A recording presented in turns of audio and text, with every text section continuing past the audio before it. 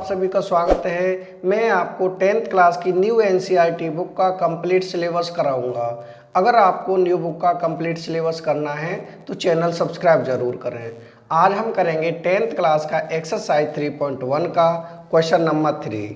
Question है on comparing the ratio A1 A2 B1 B2 C1 C2 find out whether the following pair of linear equation are consistent और inconsistent. यानी हमें pair of linear equation दिए हुए हैं, हमें उनमें से बताना है कौन सा कंसिस्टेंट है और कौन सा इनकंसिस्टेंट है। सबसे पहले हमें इन इक्वेशंस का लाइनों के बीच रिलेशन फाइंड करना होगा। अगर रिलेशन इंटरसेक्ट लाइन आता है तो होगा कंसिस्टेंट और कोइंसिडेंट आता है तो भी होगा कंसिस्टेंट। अगर इनका रिलेशन पैरेलल लाइन आता है तो होगा इनकंसिस्टेंट। इस बात का हमें ध्यान रखना है। इस क्वेश्चन में फिफ्थ पार्ट है। फिफ्थ पार्ट हम इसी वीडियो में सॉल्व करेंगे। सबसे पहले करेंगे हम इसका फर्स्ट पार्ट। तो फर्स्ट पार्ट को सबसे पहले हम इसे स्टैंडर्ड फॉर्म में लिखेंगे। तो इसकी स्टैंडर्ड फॉर्म हो जाएगी 3x plus 2y minus 5 equal to 0। ये हो जाएगी फर्स्ट इक्वेशन। सेकेंड इक्वेशन में 2x minus 3y minus 7 equal to 0। ये हो जाएगी स्टैंडर्ड फॉर्म।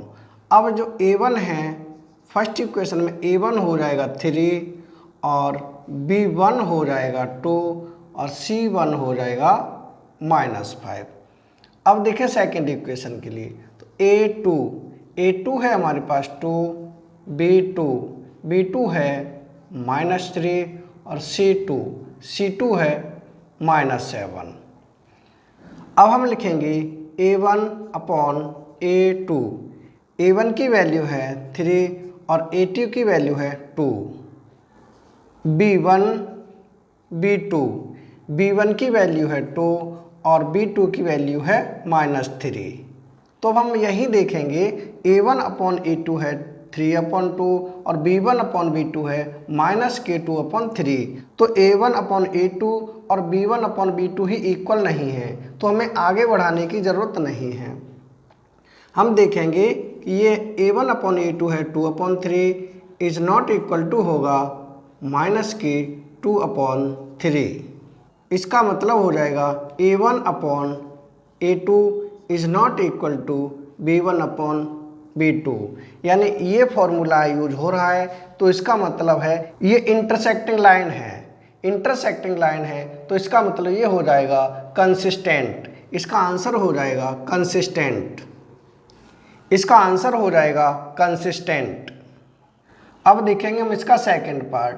तो सेकंड पार्ट को भी सबसे पहले स्टैंडर्ड फॉर्म में लिखेंगे।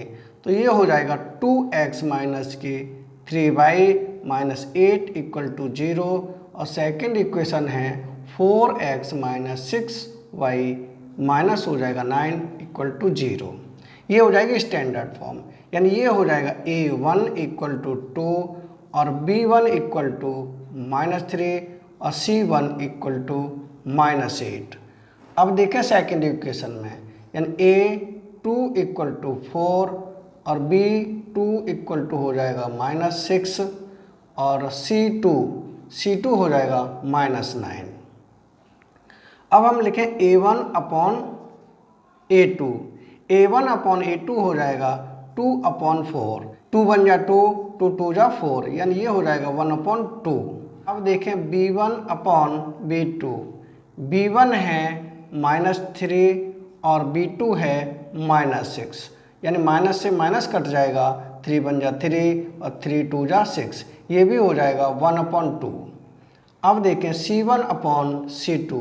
C1 है -8 अपॉन और जो C2 है -9, यानी कि माइनस से माइनस कट जाएगा, ये 8/9 ही बचेगा।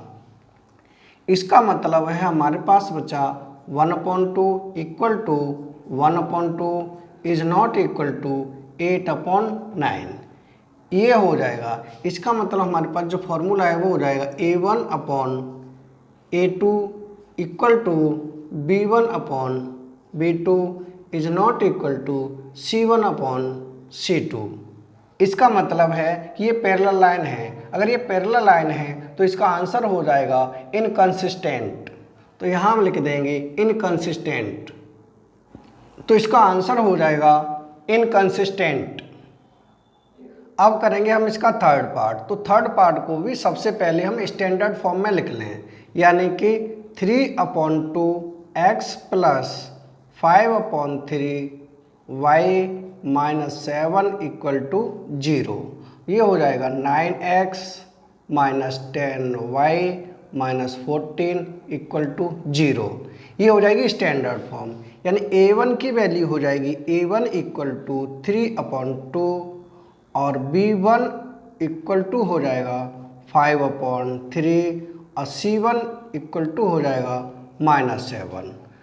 अब देखें सेकेंड इक्वेशन के लिए, यानी कि a2 इक्वल टू 9 और b2 इक्वल टू हो जाएगा -10, c2 इक्वल टू हो जाएगा -14। अब हम लिखेंगे a1/a2 हो जाएगा, a1 की वैल्यू है 3/2 और a2 की वैल्यू है 9, तो मल्टीप्लाई में कर देंगे 9। ये हो जाएगा 3 1 जा 3, 3 3 जा 9, इसका मतलब हो जाएगा 1/2 3 जा 6। अब देखें b1/b2 इक्वल टू, b1 की वैल्यू है 5/3 और b2 है -10, यानी मल्टीप्लाई -10 नीचे हो जाएगा। 5 से इसे डिवाइड कर दे, 5 1 जा 5, 5 2 जा 10, -2 ऊपर बचेगा 1/3 2 जा 6, यानी कि -1/6। तो हम देखेंगे a1/a2 की वैल्यू है 1/6 और b1/b2 की वैल्यू है -1/6, यानी ये दोनों इक्वल नहीं हैं, तो हमें आगे बढ़ाने की ज़रूरत नहीं है। इसका मतलब 1/6 इज़ नॉट इक्वल टू -1/6। इसमें फॉर्मूला यूज हो जाएगा a1/a2 is not equal to b1/b2। इसका मतलब है ये इंटरसेक्टिंग लाइन है। अगर इंटरसेक्टिंग लाइन है तो इसका आंसर हो जाएगा कंसिस्टेंट। अब करेंगे हम इसका फोर्थ पार्ट। तो फोर्थ पार्ट को भी सबसे पहले स्टैंडर्ड फॉर्म में लिखेंगे, यानी कि 5x माइनस की 3y minus 11 equal to 0। Second equation है माइनस के 10x प्लस 6y, ये हो जाएगा प्लस के 22 इक्वल टू 0। ये हो जाएगी स्टैंडर्ड फॉर्म। ये हो जाएगा a1, यानी a1 इक्वल टू 5 और b1 इक्वल टू -3 और c1 इक्वल टू -11। अब सेकेंड इक्वेशन के लिए, यानी a2 हो जाएगा -10, b2 हो जाएगा 6 और c2 हो जाएगा 22। अब हम लिखेंगे a1/a2।